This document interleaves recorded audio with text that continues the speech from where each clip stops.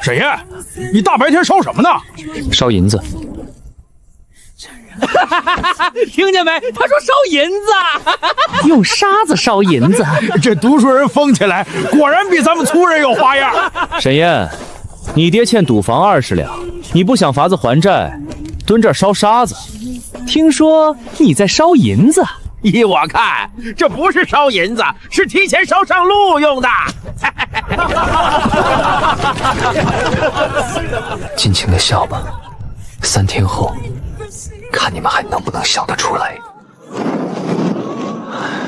成了。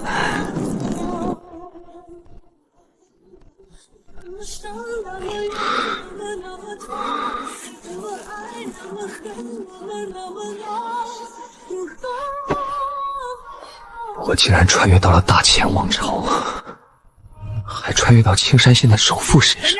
滚出来！今日再不开门，老子就拆了你这破屋！你爹生前在聚财赌坊借了20两银子，白纸黑字画了押。今日你若拿不出钱，就拿这间屋子抵债。不是梦。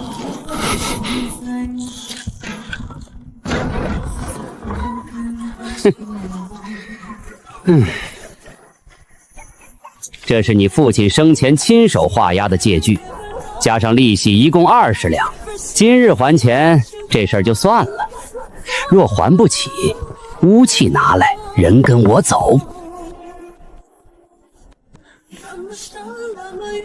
给我3天。3天？沈烨，你当我是傻子呢？你就算今天拆了这屋，也卖不出20两。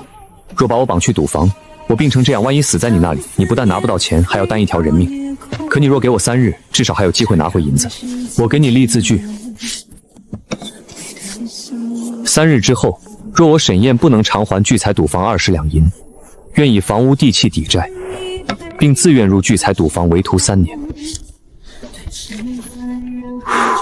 好，3天之后我亲自来收钱。你若敢跑，我打断你的腿，然后再卖去矿山。哼！3天，换成别人这是死局，但对我来说未必。根据原主的记忆，家里好像有一座废弃的窑。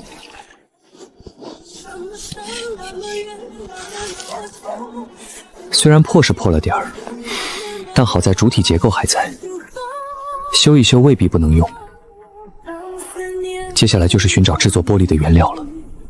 不是叔父说你爹活着的时候不争气，死了还给你留下一屁股债，你一个读书人哪里还得起？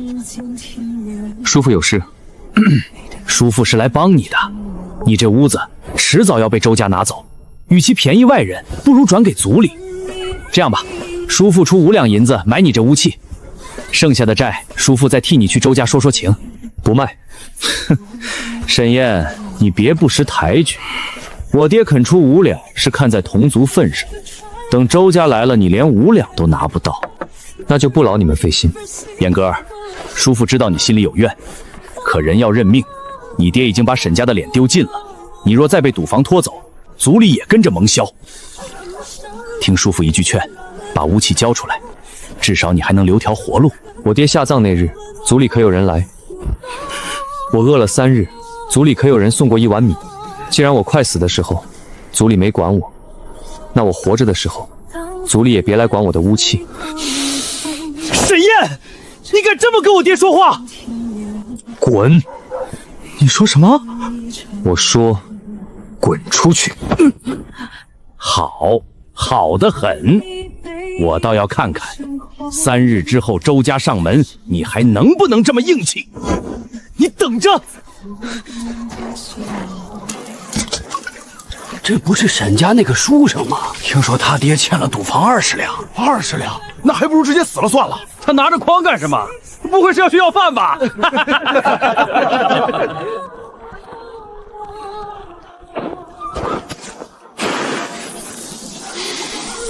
虽然离真正玻璃用的高重石英砂差得远，但也不算太糟糕。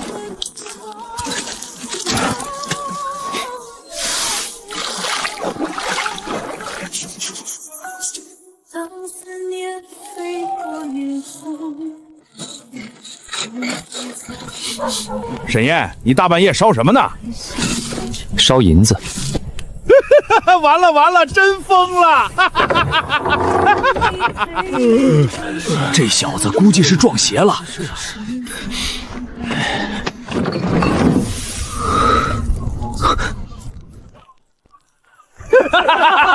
这就是银子，你这烧出来的狗屎吧？我看周家不用等3日了，明日就能把人拖走。沙子要是能烧成银子，我把这窑灰吃了。比例不对，温度不够，杂质也多。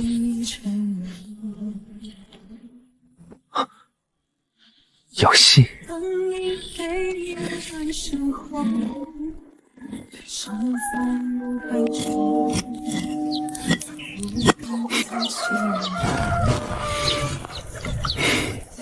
沈燕，你这是何苦？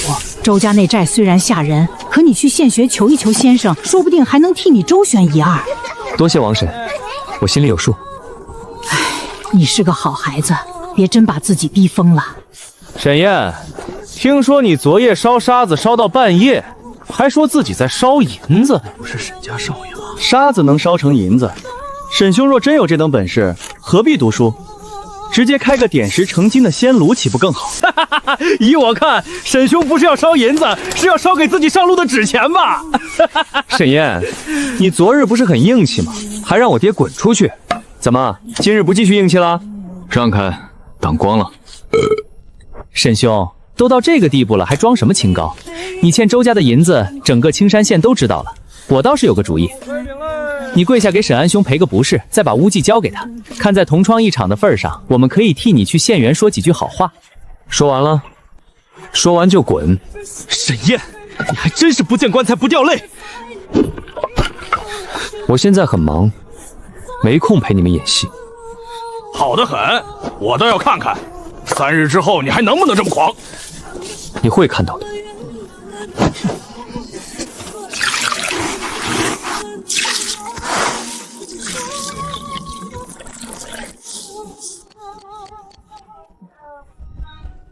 沈书生，今日烧出银子没有？要不你多烧点，顺便替我家也还2贯钱。这读书人疯起来，果然比咱们粗人有花样。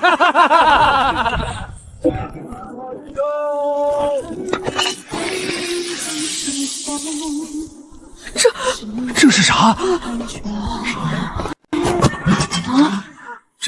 真烧出来东西了？这不会是琉璃吧？琉璃？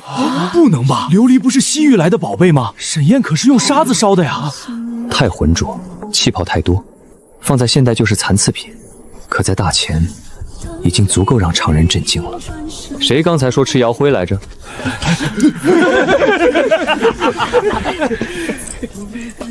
白沙里铁杂质太多，导致发绿，短时间不可能做到完全透明。对了，我可以先做几颗玻璃珠，小象成型容易，而且对透明度要求不高，只要颜色漂亮就能卖。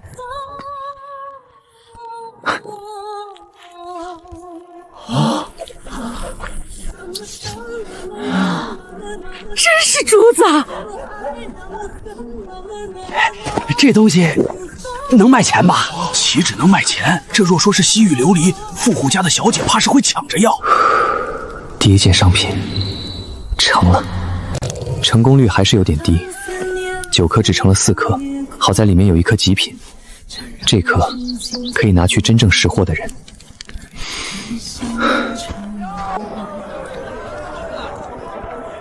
干什么的？卖东西。卖东西去西市，这里不收破烂。我要卖的是琉璃。你卖琉璃？哪来的这虫子啊？知道琉璃是什么东西吗？赶紧走，别挡着贵人进门。你们做不了主。你还来劲了是不是？吵什么？怎么回事？大小姐，这穷叔子说要卖琉璃，小的怕他是骗子，正要赶他走。你有琉璃？有。拿来看看。大小姐让你拿，你聋了？这里不合适。大小姐，这人来历不明。陆家什么时候由你做主了？不敢。进来。东西呢？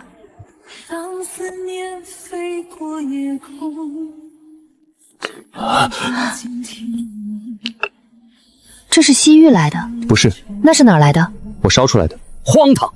琉璃乃西域秘宝，需名匠以秘法炼制，价值千金。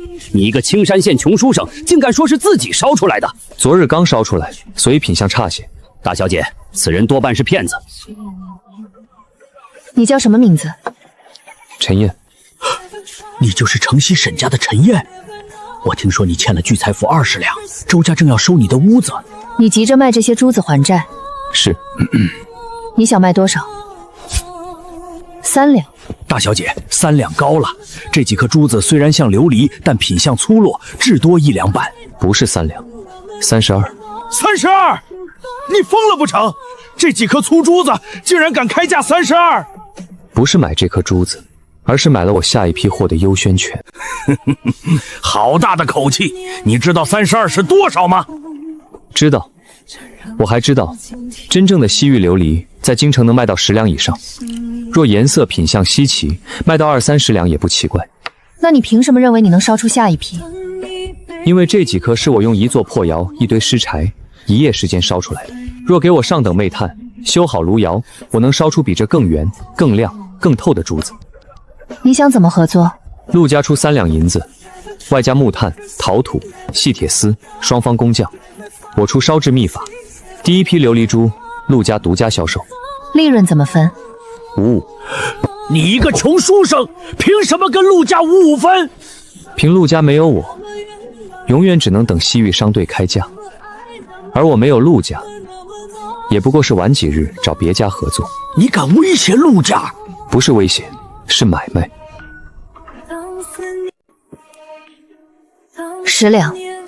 告辞。成交。大小姐，但我要亲眼看着你再烧一炉。可以。若你骗我呢？我这条命值20两。傅伯，取30两银票。小心点儿！大小姐，此事是否要先禀报老爷？30两而已，我亏得起。唉。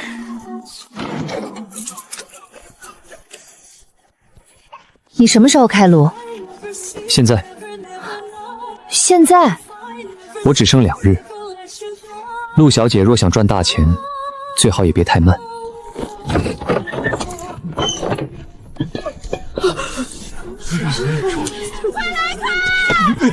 沈燕，你哪来的银子请陆家帮你？烧沙子赚的。诸位不是想看我怎么把沙子烧成银子吗？今晚别眨眼，我烧给你们看。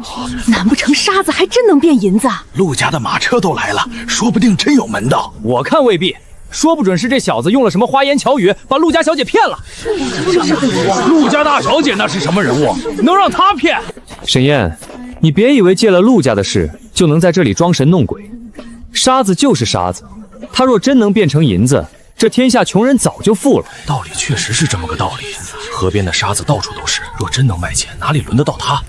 书也是人人都能读，可为什么有人能中举，有人连《论语》都背不全？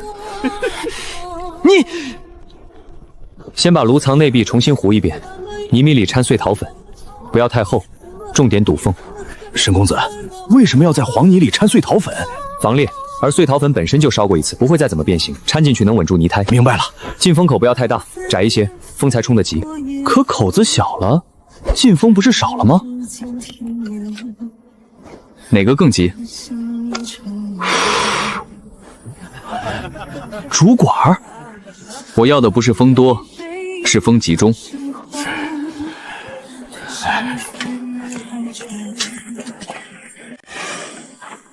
这就是你烧琉璃的原料？这只是其中之一，还有草木灰、石粉、回炉料。你知道材料也没用。为什么？材料只是第一步，真正值钱的是比例、火候、炉型、退火，还有失败之后知道该怎么改。那你为什么找陆家？因为我缺钱、缺人、缺渠道。你倒是坦白。做买卖最怕互相装糊涂。那我问的再直白些，你就不怕陆家拿了你的方子，再将你踢开。怕，所以我不会把命压在陆家的良心上。那你压什么？只要和我合作赚得更多，陆家就不会轻易翻脸。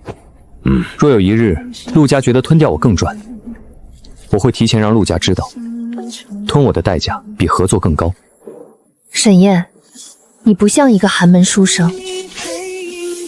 人被逼到绝路，总会变。听说陆家大小姐亲自来了，今晚真要开锣。第一份按昨夜成功的比例微调，第二份加入更多回炉料，第三份降低草木灰比例，提高白沙占主。沈公子，每份料还要分开记，不记下一炉，怎么知道改哪里？慢一点，现在加炭，风箱别停，但不要太猛。火色暗了，加小炭，不要压死火。让，都让！陆大小姐也在啊。陈燕，听说你真把沙子烧成了琉璃？明天才是还钱的日子。别误会，我不是来催债的，我是来开开眼。毕竟老夫活了大半辈子，还没见过有人能从河边捧把沙子烧出20两银子。不过沈燕，我可提醒你一句，若你故意弄些假货骗陆家，就不只是周家要找你，陆家也饶不了你。明日还钱时，记得把我父亲那张借据原件带来。你真以为自己还得起？你今日看完，心里就有数了。好，我倒要看看你怎么变出银子。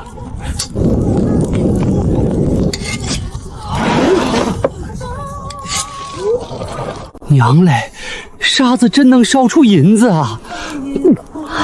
昨儿你不是说要吃窑灰？放屁！谁说了？你听错了。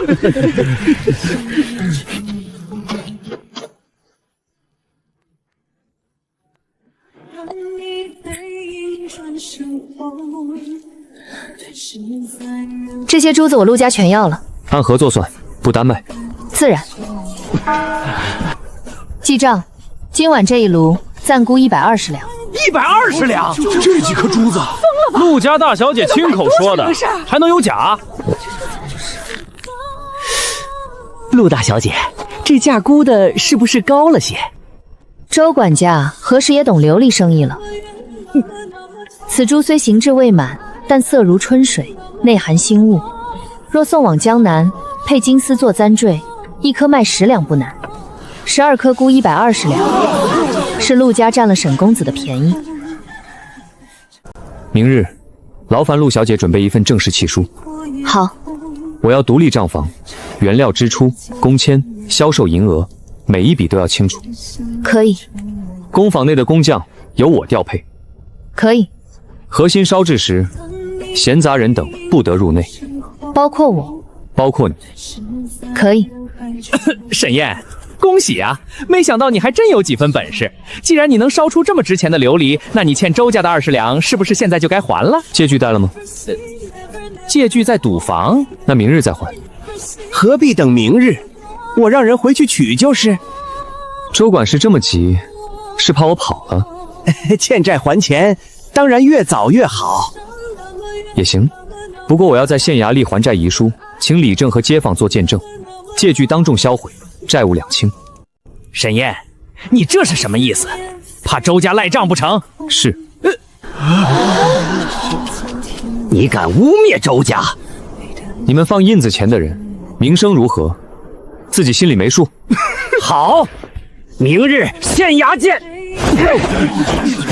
沈安，回去告诉沈城里，我这屋子，他5两银子买不起了。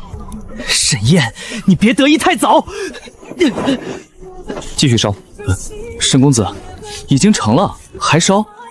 这炉不算成，10炉乘7炉才算成。听沈公子的。小的亲眼所见，那沈燕把沙子、草木灰之类的东西送进炉里，真的烧出了琉璃珠。有意思，一个欠债快死的穷书生，竟然藏着这种本事。少爷，若让他和陆家搭上线，咱们再想拿他就难了。欠了周家的钱，岂是他想还就还的？借据呢？拿来。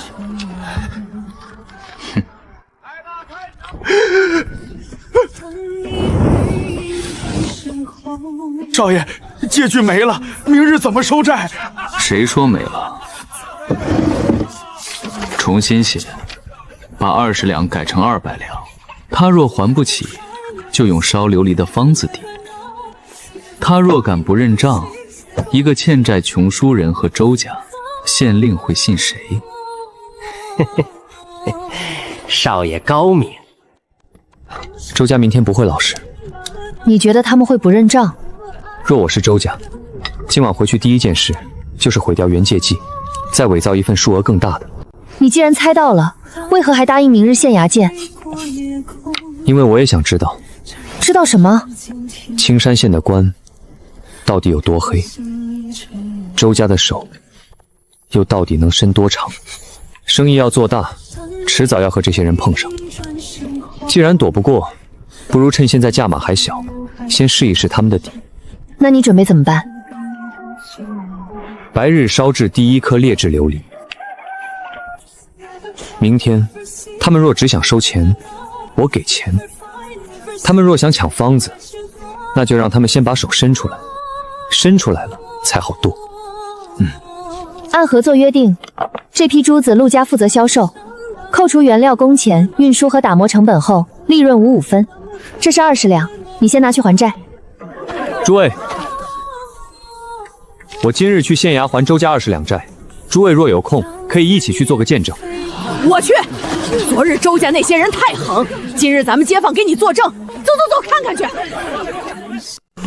干什么的？今日学生来是为了偿还家父生前欠聚财赌房的银子，只求县衙做个见证，销毁旧借据，免生后患。你等着。你要还聚财赌房的债？正是。既是民间债务，私下了结便是，何必闹到县衙？家父已故，学生孤身一人，债务若不在县衙立文书销借据，日后若有人再拿旧据索债，学生百口莫辩。这话有理，20两可不是小数目。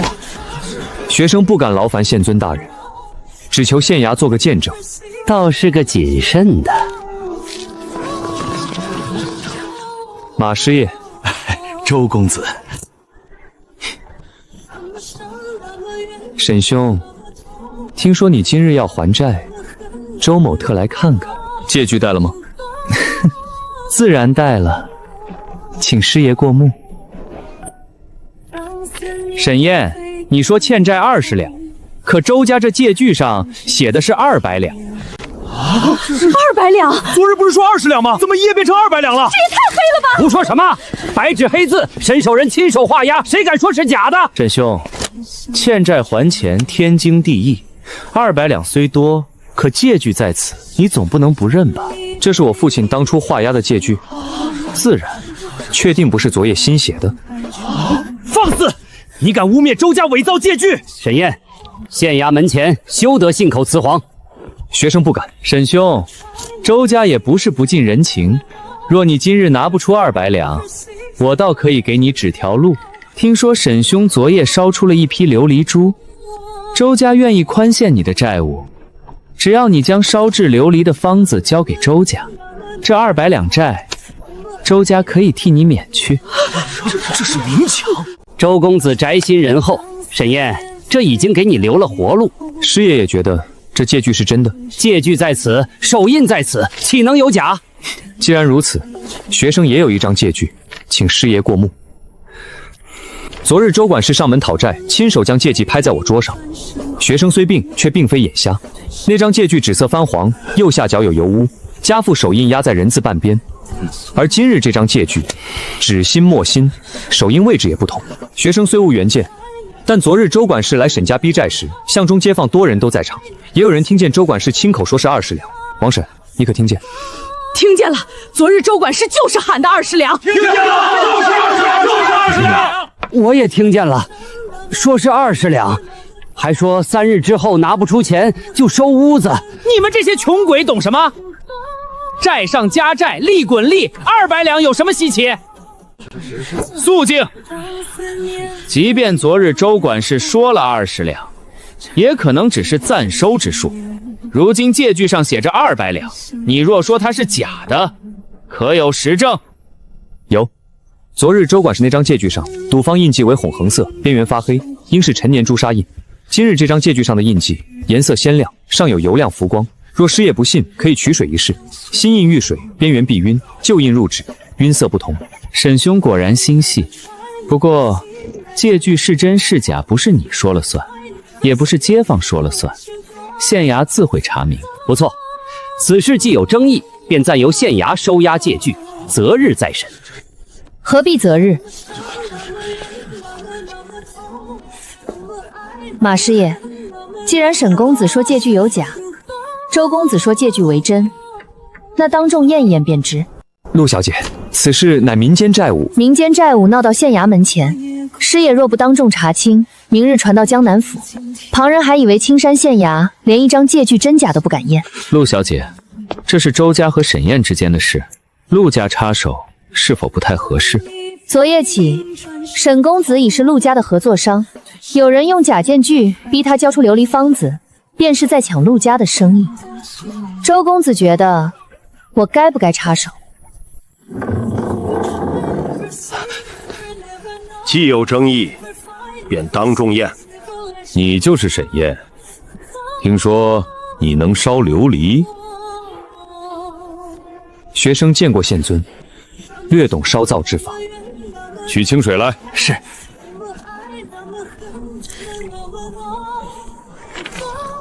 大人，这不能说明什么，或许是印泥不同。还有墨，这张借据的墨色虽干，但墨痕浮在纸面，未完全吃入纸中。若是2月前所写，不该如此。另外，家父死前右手常年发抖，手印应有脱痕，而这张手印清楚，边缘规整。周公子，你作何解释？少爷，狗奴才，连一张借注都能拿错，还敢狡辩！小的该死，小的一时糊涂，拿错了借据。县尊，此事是周家管教不严，真正借据却为20两。沈兄，误会一场。既然是误会，那便还债吧。沈兄，债虽清了，但你我之间或许还有生意可谈。陆家能出什么价，周家也能出，甚至周家可以更高。周公子想买什么？琉璃方子，价钱你开。不卖。昨夜或许可以谈，今日没得谈。沈燕，商贾之事日后再议，今日既已还债，便散了吧。你是出了什么？县令不想让周家独吞琉璃生意。周家贪，但急；马师爷偏周家，但不敢压陆家。许氏令更贪，但比周家聪明。所以接下来，周家会暗抢，县令会明要，其他商户会观望。陆家若想吃下这门生意，就要快。你想怎么做？在所有人反应过来之前，烧出一批真正能让富户抢破头的货。琉璃珠？珠子太小，镇不住人。杯，能让酒色透光的琉璃杯。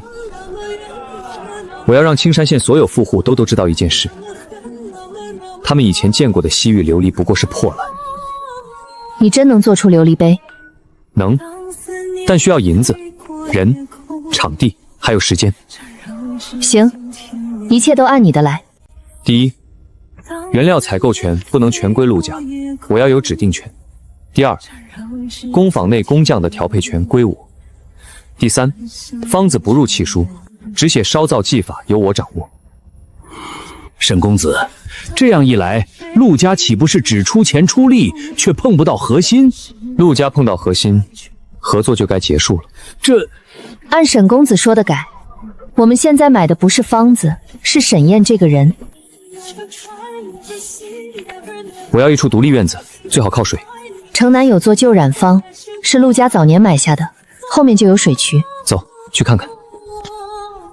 这里改成原料房，这里做窑炉，那边做退火室，前院留给账房和护卫。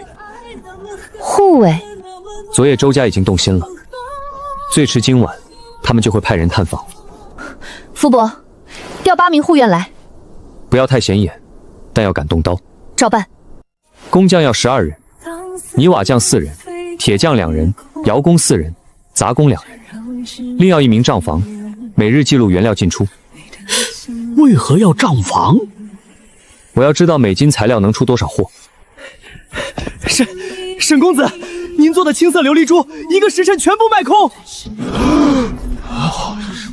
从今日起，工坊工钱翻倍，若连续10日无差错，每人再赏1两银。公子，要不要送官？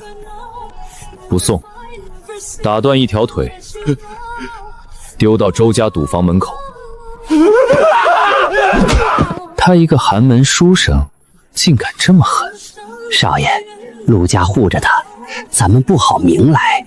那就不明来，找人盯着工坊，我要知道买了什么料，用了什么人。已经安排了。还有，去请刘掌柜，江南琉璃商会那个刘掌柜。江南琉璃商会那个刘掌柜？对，沈燕不是会烧琉璃吗？那就让真正做琉璃买卖的人来看看，他这点本事够不够资格活。第1炉出珠15颗，第2炉出珠22颗。到第3日，工坊已经能稳定产出青色琉璃珠，10枚青雾琉璃坠全部卖空，每枚12两。沈公子，这铁管做什么用？用来吹杯。吹？杯子还能吹出来？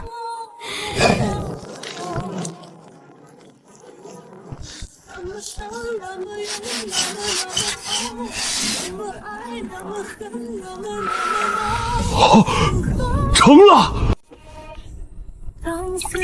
大小姐，这东西青山县从未有过。不止青山县。把消息给我放出去，10日后县令寿宴，我要让这3只杯子出现在寿宴上。你想当众打周家的脸？打脸只是顺手，我要当着青山县所有富户的面告诉他们，从今往后，琉璃这门生意不再由西域商队说了算。那由谁说了算？由我。这真是青山县本地烧的。刘掌柜也看不出破绽。工艺粗，火候浅，气泡多，绝非西域商品，但它确实是琉璃。周公子，这人若只能烧珠子，不足为惧；可他若真能商图杯盏，便不是小事。为何？珠子是小件，碰巧成了也正常。杯盏是器皿，能成杯盏，就说明他已摸到稳定烧造之法。这种人，要么收为己用，要么毁掉。我请你来，就是为了毁他。县令寿宴，我会去。只要他敢献杯，我便让所有人知道，那东西不是稀世珍宝，而是粗劣次品。那就是沈燕，听说他一夜烧出上百两银子。周家前些日子在他手里吃了亏，今日怕是有热闹。爹，他不过是走了狗屎运。闭嘴！县尊寿辰，周家备了一件宝礼。西域琉璃杯，周家真是大手笔，这怕不得值几百两。此杯乃周家从江南购得，愿祝县尊福寿绵长。周公子有心了。他故意先献西域杯，正好，没有旧货趁着，新货怎么显眼？陆家祝县尊寿比南山，特献青玉琉璃盏3只。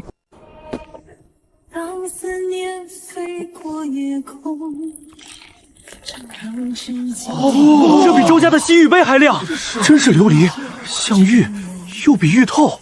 陆家从哪里得来的？此盏非西域所产，乃沈燕沈公子亲手烧制。这是江南琉璃会会刘掌柜。陆小姐这话未免太过了。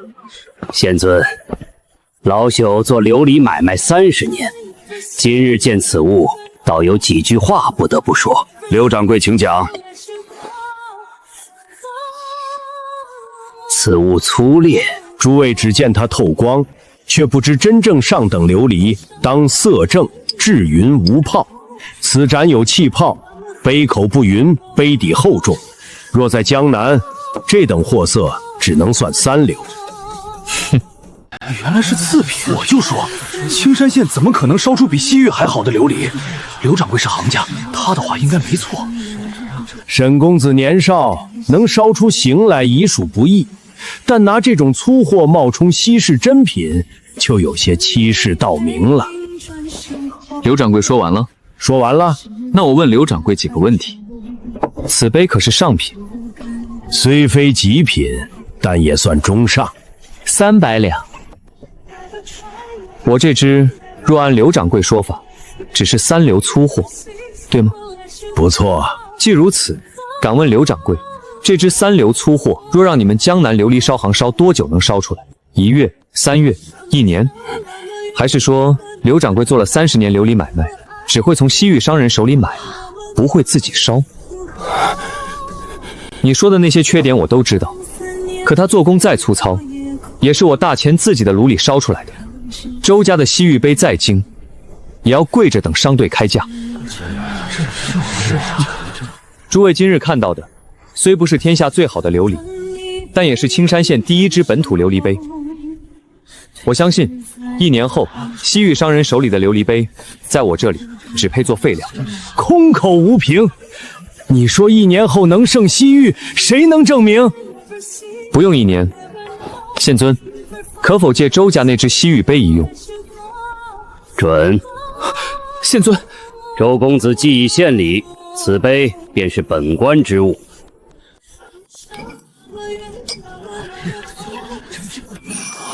沈家的更亮，周家那只看着贵，可照不出光。好一个青玉琉璃盏！沈公子果然奇才，此物若再精进，前途不可限限。陆家这次押对了。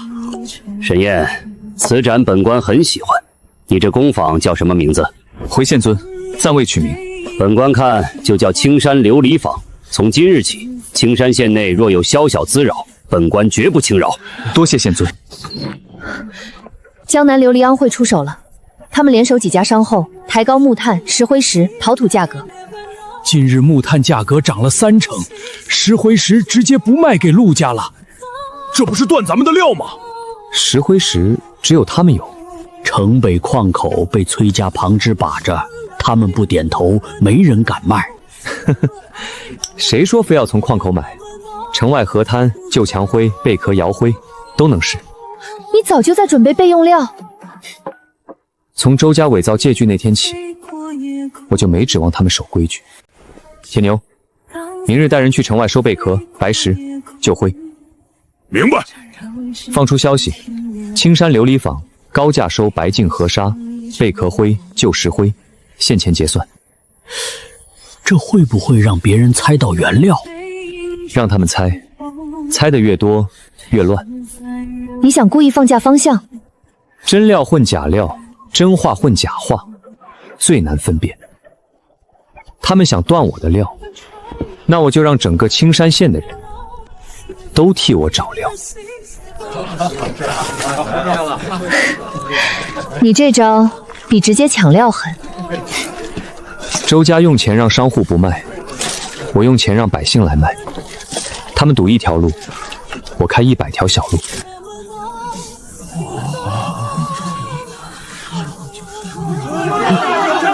10只琉璃盏卖出了1600两，不能再拖。你有什么办法？琉璃行最怕什么？什么？炸炉。只要他的炉一炸，死几个工匠，再传出青山琉璃堂烧的是妖火毒烟，到时候没人敢买他的货。好，那就让他的炉炸一次。刚进账的银子，你几乎全花出去了。银子放在箱子里只会招贼，花出去变成人力物力才是根基。可这样账上现金太少，容易周转不开。所以接下来要卖第2种货，琉璃酒壶。杯盏才刚稳定，就做酒壶。酒壶不是为了多卖钱，是为了让他们知道，青山琉璃坊的东西会一直变。只要他们相信我能不断烧出新东西，哪怕我暂时不卖，订单也会自己找上门。我让商号先放消息。不急。为什么？风头太盛，该有人动手了。周家？不止周家，他们如果想毁我，最好的办法不是降价，也不是断料，那是什么？让炉子死人。哦，成了，公子真成了！这东西一出，青山县那些酒楼怕是坐不住了。只卖3套，又限量，沈公子越来越像奸商了。我本来就是商人。公子，公子，公子，赵管事，后院抓到一个鬼鬼祟祟的人。你干了什么？我没干什么。像是石粉。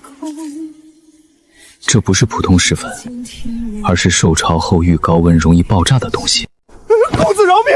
我不知道这东西会炸，有人给我5两银子，让我把这包东西倒进1号料理。你差点害了全坊人的命！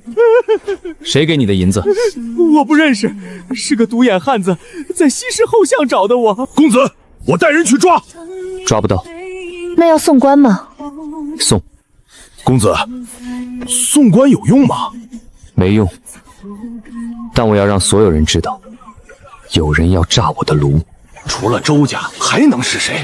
上回伪造借据，这回又害人炸炉，真黑心。沈公子给县钱收料，多厚道啊！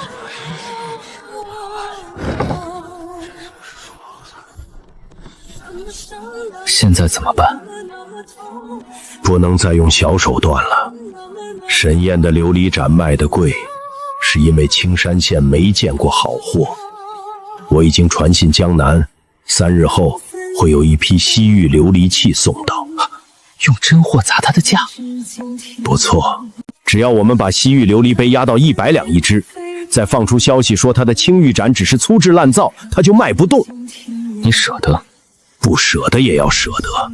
现在不压死他，日后死的就是我们琉璃昂回。江南来货了，西域琉璃杯20只，琉璃盘8只，琉璃壶3只。刘掌柜准备在万宝楼摆货，价格比以往低了近半。他们这是宁可亏钱也要压我们。那咱们也降价？不降。陆小姐，青山县最爱面子的是哪几家？钱家、孙家、何家，还有县称夫人。他们买东西看重便宜吗？他们看重独一份。刘掌柜卖的是旧货，我们卖的是定制。什么定制？从今日起，青山琉璃坊不卖普通杯，只卖定制款。钱家买就在杯底烧一个钱字暗纹，何家买就做一套梅纹盏，县城夫人若买就做花口小盏，每一只都不同，每一套都只此一份。不好了！青山琉璃坊刚刚推出定名琉璃器，每一件按主家姓氏、喜好、宴席用途专门烧制，每套只烧1次，同文不复。第1套钱氏金波盏已经被钱家以800两定下。他怎么总能变招？不能再留他了，商战压不住，就让他消失。县令盯着，直接杀他太蠢。沈燕能活到现在，是因为陆家在他身后。若陆家先倒呢？陆家商号最近有一批绸缎要运往江南，路上若出了事，陆家资金链一断，你说陆清霜还护不护得住沈燕？周公子高明。大小姐，运往江南的货船在清河渡被水匪劫了，货没了，人也死了7个，损失白银近1万两。这批货是陆家周转的关键，若江南那边追责，咱们青山县分号撑不了多久。肯定是周家干的。陆家现在缺多少银子？至少6000两，才能稳住江南那边。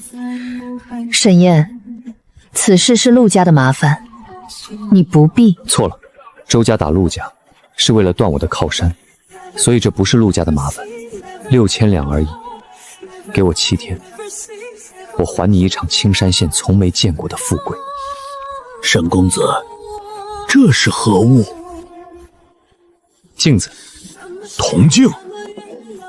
不是铜镜，琉璃能透光，也能映光。你想用琉璃做镜？对。不可能，琉璃是透的，怎么照人？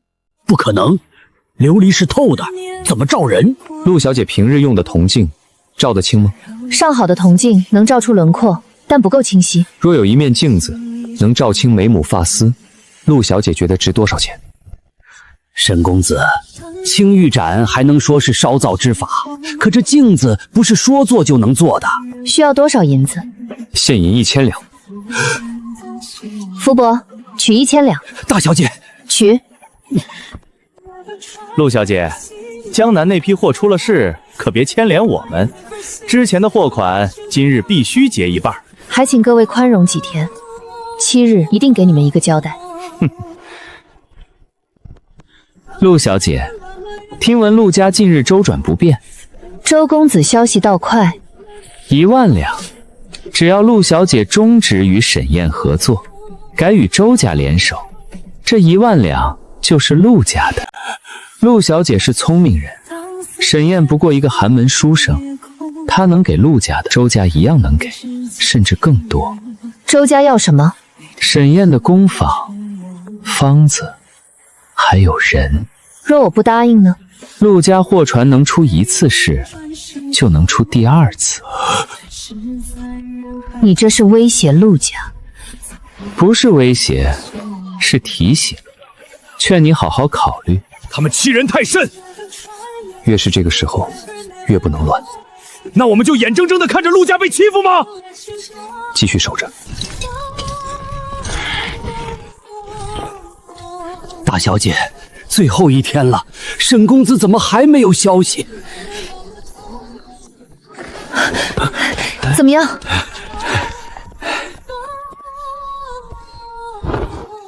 娘呢？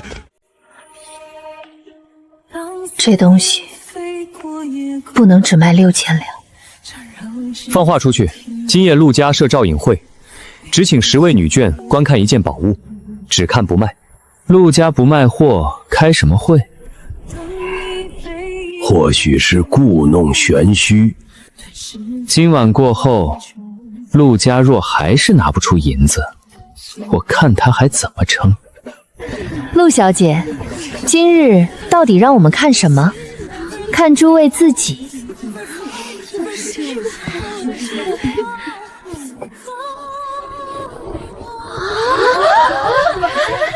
陆小姐，此物我要了，你开个价，先给我，我出3000两，3000两也想买，我出5000。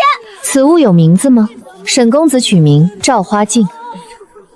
照花镜，陆小姐，我出8000两。夫人，此镜不是普通货，手镜只此一面。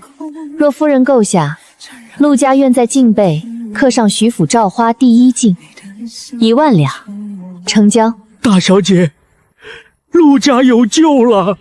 接下来该让周文月知道，抢货船这笔账不会因为1万两银子就算了。你要反击？不是反击，是收债。多少？1万两。沈燕必须死。县尊，这是送您的。沈燕，你想要什么？我要查羌河渡水匪一案。你怀疑周家？学生不敢妄言，学生只是觉得青山县出了水匪，劫了陆家的货。若县尊能破案剿匪，追回货物，又得照花镜这样的祥瑞奇物，此事传到府城，县尊大人的政绩想来不会难看。清河渡水匪横行，确实该查。县尊英明。成了。县衙明日出兵，但我猜应该查不到周家。那你还让县令查？我要的不是现在扳倒周家，我要的是砍掉周家伸向水路的手，顺便让所有人知道，动陆家的货船会死人。就这些人。县尉大人，清河渡那些水匪不过几十人，平日抢些货船，见了官兵自然就散了。若真这么好搅，怎么拖到今日？你也去。清河渡地形我让船夫画过图，有些地方或许能帮上县尉大人。剿匪不是商铺谈价，刀剑不长眼，所以我不靠前。你最好记住这句话。陆小姐也去？被劫的是陆家的船，死的是陆家的人，我去认货也认人。跟在后面。不要乱走，衙役分2队，左右包过去。向勇守住后路，船夫带路，不许出声。县尉大人，不能从正面进。为何？渡口太安静了。水匪靠水吃饭，若真藏在附近，岸边一定有探子。我们从官道过来，他们应该早就知道。你的意思是，他们故意没跑？对，要么他们有埋伏，要么真正值钱的东西不在这里。还有别的路能绕过去吗？大人，往上3里有条窄水大，能绕到芦苇荡后面，但路难走，船也过不去大船。带路。大人，在那儿。好，果然在这儿。左队绕到水边，断船；右队堵寨门。向勇跟我冲，沈燕，你们留在后面。县尉大人小心，他们可能有功。知道。官兵，好家伙，快上船！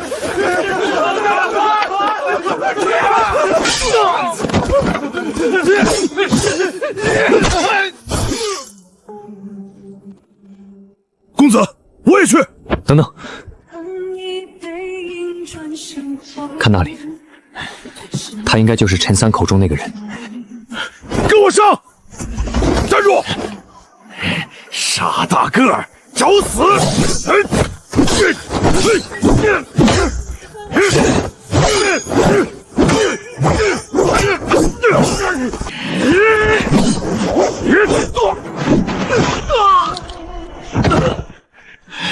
你是谁？敢动老子？知道老子是谁的人吗？周家，看来是。我什么都没说。不用你说。谁杀了陆家的人？做买卖哪有不死人的？你们陆家的船匪怪得了谁？陈怀63岁，船工刘二有2个孩子，账房罗青下个月成亲。他们不是你闺里的一具死人。再废话，我现在就剁了你。陆小姐，人我会带回县衙审。县尉大人，这案子大了，这些不是水匪自己能弄到的。封箱，所有兵器全部带回县衙，水匪分开押，不准串供。真巧了，那不是清河渡的水匪吗？陆家的货追回来了。后面那些是弩，水匪怎么会有弩？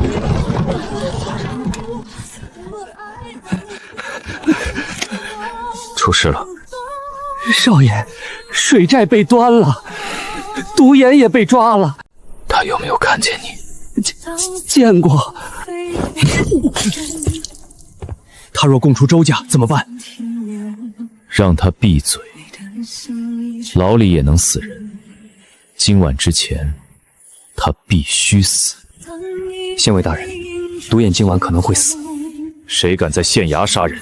敢私藏弩甲的人就敢。你想怎么做？换牢，把独眼换到别处，牢里留个假人。你把县衙当你的工坊调配？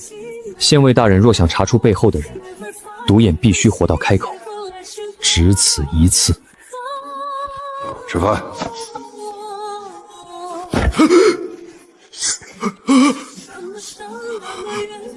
饭里加了什么？县尉大人，现在想活吗？我说，谁指使你劫陆家的船？谁给你传的话？周家。兵器呢？也是周家给的，说是让我们养人，必要时替他们办事。县尉大人，该上报县尊了。你不怕周家狗急跳墙？我怕。那你还逼到这一步？他们不跳出来，我怎么知道该打哪条狗？你这书生心够黑。学生只是想活。大人，人证物证俱在，请立刻拿人。拿谁？先拿周贵。沈燕，你怎么看？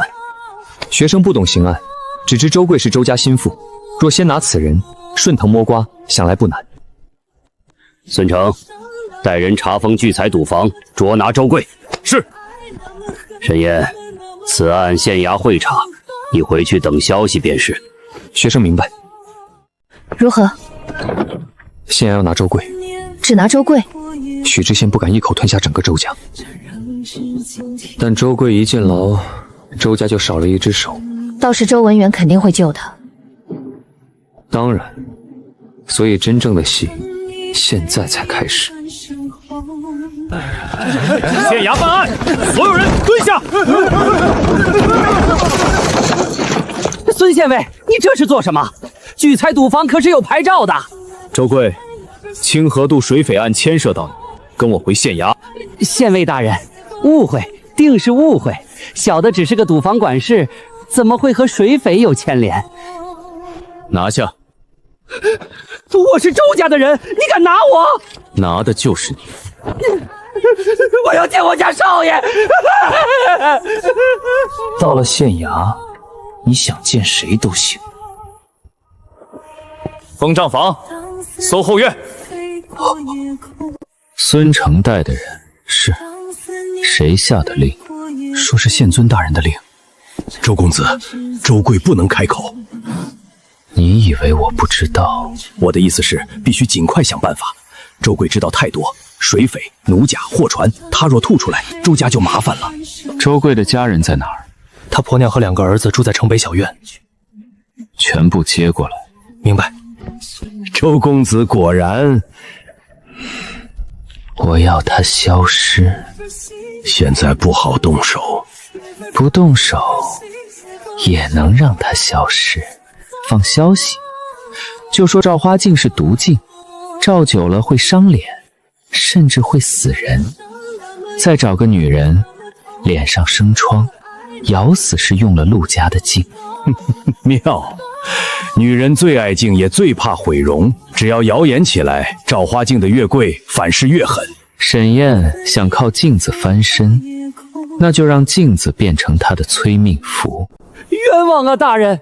小的只是赌坊管事，平日连清河渡都很少去，哪里认识什么水匪？这是从水寨搜出来的，背面刻着聚财赌坊的暗记。大人，这是有人栽赃！我周家赌坊每日人来人往，木牌流落出去也不奇怪。这些呢？小的不知。周贵不开口，是因为觉得周家能保他。还有一个原因，他的家人在周家手上，以周家的作风确会如此。去城北查周贵家眷。县尉大人，周贵家中没人，邻居说一早被周家马车接走了。混账！你怎么总能猜到他们下一步？因为他们以为自己有权有钱，便一定会选最省事、最狠的办法。那你说，现在怎么办？县尉大人敢不敢再查一次周家？我有什么不敢？不是查赌坊，而是查周家私宅。县尊未必准，所以要给县尊一个不得不准的理由。什么理由？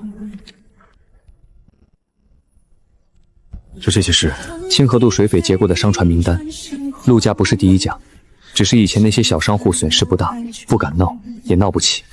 我让陆小姐查了近3年的货运记录，凡是在清河渡被劫的商妇，事后都转向周家借钱。有3家还被周家低价收走铺子。你是说周家养匪劫货，在放债吞铺？我只是把账摆出来，至于是不是，就需要县衙查。沈燕，这些账是陆家查的？是学生请陆小姐帮忙查的。你倒是勤快。学生胆小，只想知道谁要害我。哼，孙成，搜周贵城北宅院。大人，不搜周家，先搜周贵。县尉大人，周贵宅院也够了，